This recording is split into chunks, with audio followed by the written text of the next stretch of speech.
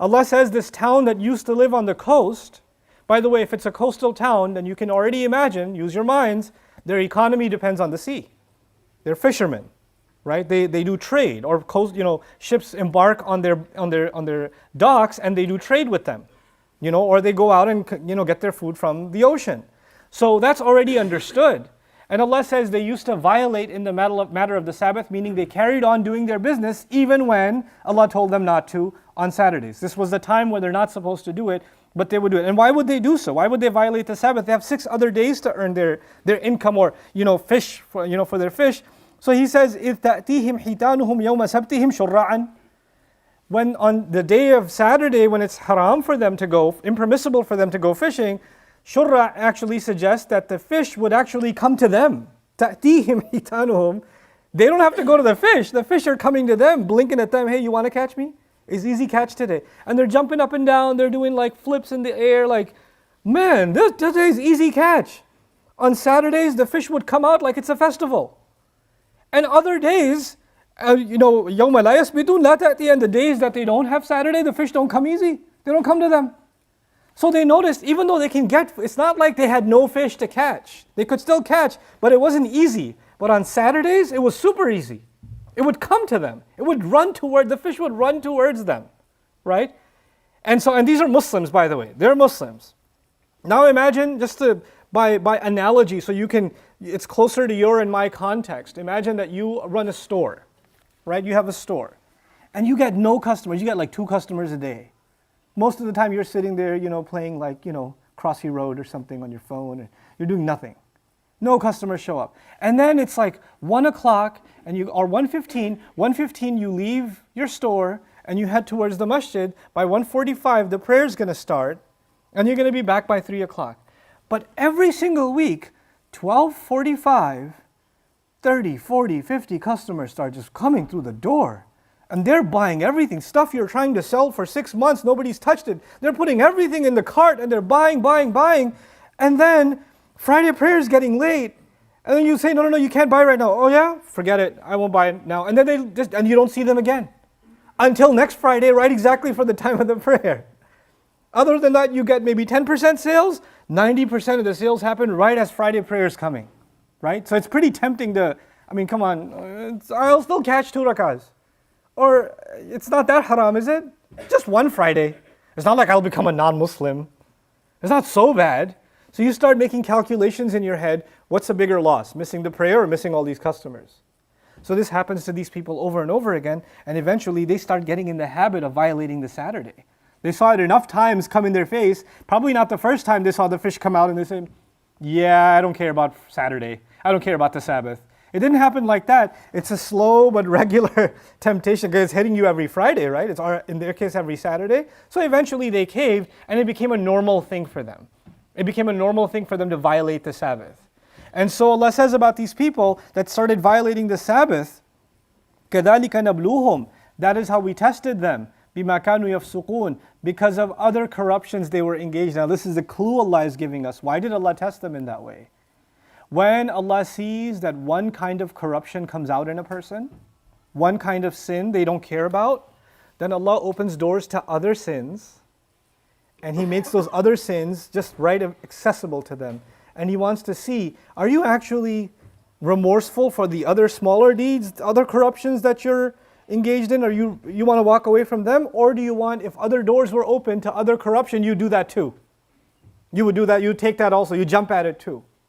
And Allah says this is how we tested them because of the corruption they used to engage in. Meaning these kinds of tests sometimes come to people that dabble in sin, that engage in corruption, and they don't walk back from it. Anybody can make a mistake. When you make a mistake, you make tawbah, you walk back. But if you refuse to walk back and you keep being corrupt, then Allah opens doors to even worse haram for you. Now why would Allah do that? Allah does that in other places He describes that إِنَّمَا نُمْلِي لَهُمْ لِيَزْدَادُوا إِثْمًا. Like Allah extends their rope for them so they can earn even more sins. I always give the same analogy when I describe this principle of the Quran. When Allah allows people to keep going, وَيَمُدُّهُمْ فِي طُغْيَانِهِمْ يَعْمَهُونَ, He keeps extending them in their rebellion. The analogy my teacher gave me is still stuck in my head. He gave the analogy of a dog. If you have a dog on a leash that's 1 foot long, The dog wants to run, it can't because the leash keeps tugging at him, right? So what the owner does to punish the dog, instead of giving him a 1-foot leash, he gives him a 200-foot leash. It's still a leash, it's still tied to the tree, and the dog thinks it's free for 199 feet. Until he hits the 200th foot, what happens to him? He gets choked so hard because he was running so fast. Do you understand? So the 1-foot leash was actually safer for the dog. The 200-foot leash actually kills him, destroys him. You want to rebel? Go ahead. You think you don't have a leash on you? Go ahead and run. See how far you go. And the further you go, the harder the choke will be at the end. That's the idea. Allah says, you want this? Then I'll give you. You know? نُوَلِّهِ مَا تَوَلَّى, Quran says. We'll turn him in the direction he turns into. You want to turn in a certain direction? Okay. I'll open up all the doors that the road you want to take. Allah will not stop you from taking a road. As a matter of fact, someone wants to take the right road, Allah will open more doors for them in the right direction. وَالَّذِينَ جَاهَدُوا فِينَا لَنَهْدِيَنَّهُمْ سُبُلَنَا. Somebody wants to take the wrong road, Allah will open more doors and more wrong and more wrong. Go ahead, take it, take it, take it. He's not making you do it, He's giving you the choice. You can walk away from any of them at any point. But the other important thing before we get to the next ayah, and maybe we won't get to it today, maybe in the next week I'll cover this more, in depth, the response and what happens in this story. But today what I wanted to highlight is a kind of test that you and I have to be ready for from Allah Azza wa Jal. And what's that test? That test is that the halal, the right way, may seem like it requires more work. It requires more effort. It's not as convenient. And the wrong way is actually wide open and extremely tempting and super convenient and effortless.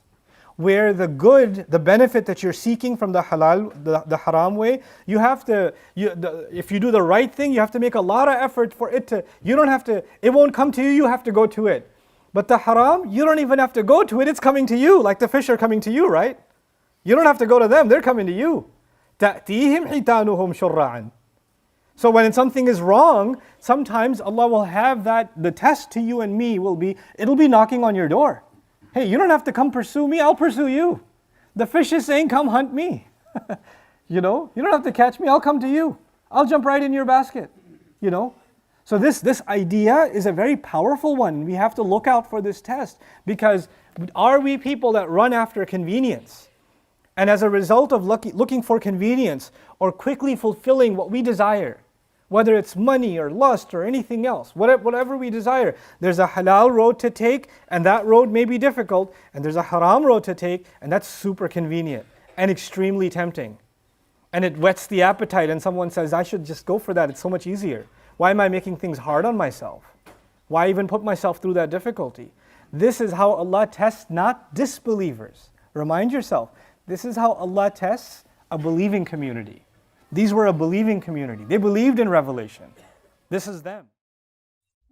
I hope you guys enjoyed that video clip. My team and I have been working tirelessly to try to create as many resources for Muslims to give them first steps in understanding the Quran, all the way to the point where they can have a deep, profound understanding of the Quran. We are students of the Quran ourselves, and we want you to be students of the Quran alongside us. Join us for this journey on BayyinaTV.com, where thousands of hours of work have already been put in.